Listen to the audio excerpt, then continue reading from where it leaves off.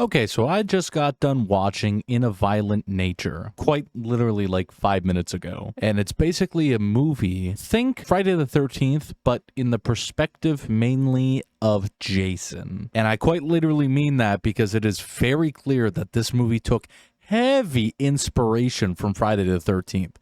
This is basically dollar store version of Jason. I don't even know where to start with this movie.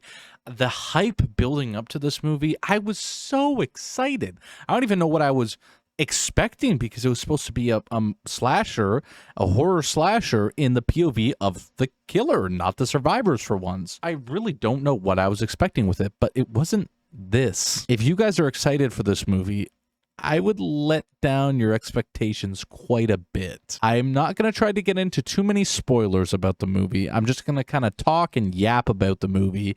And the formatting of this video might be a little bit messy, but just come along with me to talk about it a little bit. Shout out to this movie, though. I think it was made in Canada, specifically in Ontario, I think.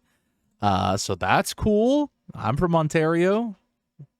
Represent. Where do I even start? It's an interesting concept, to say the least. I don't think there's ever been a slasher where it follows the killer more so than typical plot and camera followage of the main survivors and everything like that. So it's really neat because in the movie it shows, the killer stalking people. It shows him walking up to people, and it's like that lead up and build up to the kill, but from the killer's perspective, and what he does after he kills somebody. In the movies, usually it just pans away and it cuts to another survivor or something. In this movie, it actually kind of shows like what he does after he kills somebody, right? So it is neat in that regard. Just as a small example, this is kind of a spoiler, but there was a dude like smoking outside, and you can they do it in this camera angle where it shows the killer, and then in the distance you can kind of see the survivor, and he slowly creeps up towards them and stuff like that. It is pretty cool, very discombobulating almost, because you can hear the survivors talking too, but they're not anywhere on screen for a lot of the talking and stuff. So it's really neat. So with that being said, this movie is fucking boring. Oh my God. Now listen, I don't know again what I was expecting, but I kid you not, for 50 minutes out of this hour and a half long movie, it is just the killer fucking walking. I don't know what I was expecting. I guess it makes sense, but oh my fucking God, it's so boring at times. At least with slasher movies where it's following the survivors, it shows something with the survivor and them talking and shit and maybe prepping for the killer or trying to, fucking guess who the killer is or something. But oh my God, there's just so many moments in this movie where it's just silence and him just fucking walking like an NPC.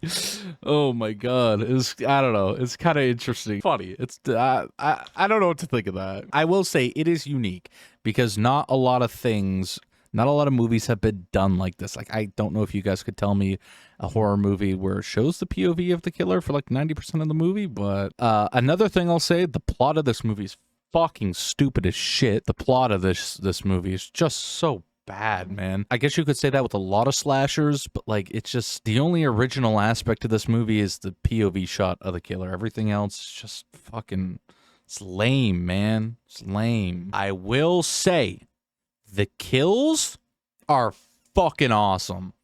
Some of them. Some of the kills are insane. Where I kind of I was like, damn. One kill's almost on the level of some Art the Clown type of shit. With the gore, they kind of balled out with some of the kills. So I respect that. But I mean, if you just want to see the kills and save yourself, an hour and 20 minutes of boringness, just go watch a fucking compilation on YouTube or something. The rest of the movie is lame as fuck. It's boring. It is kind of funny though, with watching a survivor get away or something like that, and they're running off in the distance. It's that typical, oh, what does the killer do when they go off screen? And it actually shows what the killer does off screen, and he's just fucking walking through the forest all slow and shit. I don't know. It's kind of funny. I'm not gonna lie to you. It brings that meme to fucking life. He doesn't teleport. He doesn't run. He just fucking walks when he's off screen, or if he was off screen. He's on screen and he's fucking walking hella slow. The acting is pretty fucking mid in this movie too, if I do say so myself. And a lot of the like jokes and shit are that like typical horror movie like humor where it's just so fucking dry. You're just like, why the fuck did they even put this in? You know the humor I'm talking about. It isn't just full POV of the killer like I thought it was, just as another, by the way. It does show the POV of survivors during the movie and stuff like that. So another thing that I will say is, yes, I've already went over this. There's a lot of motherfucking walking. I kid you guys not, for the first 35 minutes of this movie, other than like a few parts, it is pitch motherfucking black. You cannot see anything on the screen except maybe a tiny silhouette of him walking through the fucking woods. It's just pitch black. What the fuck? I don't have that much of a goldfish brain. Like, I'm not a fucking brainwashed by TikTok too much. I almost had to pull out my phone because it was just so fucking boring. God damn it, man. But one thing that is also kind of a spoiler, so if you know, skip this a little bit if you don't want to hear it. I thought this one scene was so fucking interesting. He was like going into somewhere to like grab more weapons and like a mask and stuff like that, and the dude he just kills, he like uses his head and throws it through the fucking door window to open up the door, and then he also takes the body and like fucking throws it at a showcase glass to get the weapons out of there. And I was like, it's just so fucking extra, but it's neat because it shows the killer like arming himself up and stuff like that a lot, which is really cool. And it like shows him like picking over all the weapons and stuff like that, and you can like picture, like almost see what's going through his caveman fucking brain with the weapons. Like, oh, me want this one, no, this one be better for what I want to, you know. And it's also kind of cool, like some of the scenes, like, you know, it's like when it's from the survivor's POV and they like hear a twig snap in the distance or something like that, and it's like the killer, it like shows that POV, like the killer stepping on stuff, to where in a normal horror movie, like the survivors would hear that from their POV. If you can, I'm not explaining this probably the best, but I'm sure you know what I'm trying to get across.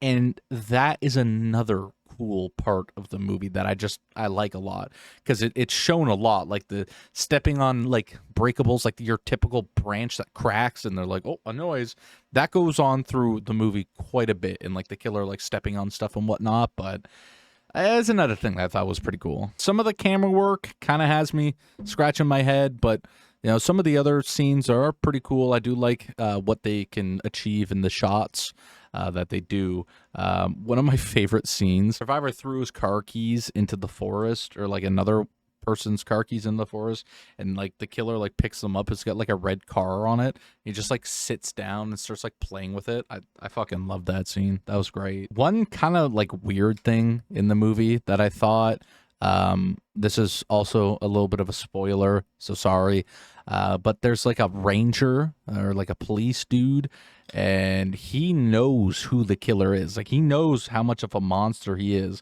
and he just shoots him once, and then the killer goes down. And I don't understand why he does this. Like, he said he was going to stop him the same way like that his dad stopped him. So his dad was a survivor of the killer with his first like little fucking massacre. I don't know why he would just shoot him once with the knowledge of the killer that he has. Like, why would you not fucking put like multiple bullets into that motherfucker?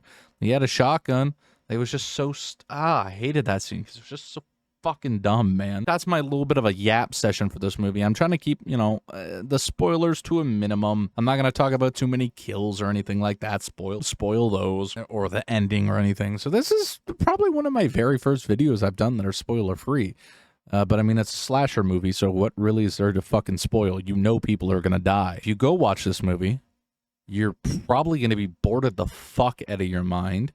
You're probably going to be like, caveman brain, oh, awesome kills when they actually do happen. And that's only for like 10 minutes out of the fucking hour and a half long movie, so hope you guys enjoy that. I would give this movie a generous 35%, maybe 30%, but generously I'll give it a 35%.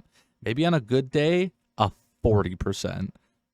But that's on a good day. So I actually, no, you know what? Solid 30%. That's what I'm going with. Let me know what you guys think of the movie in the comments down below. And if you have seen it or if you do want to watch it, this movie is brand new. It came out 2 days ago. So, no, it came out yesterday. Sorry. Hope you guys enjoyed the video. Like, comment, subscribe.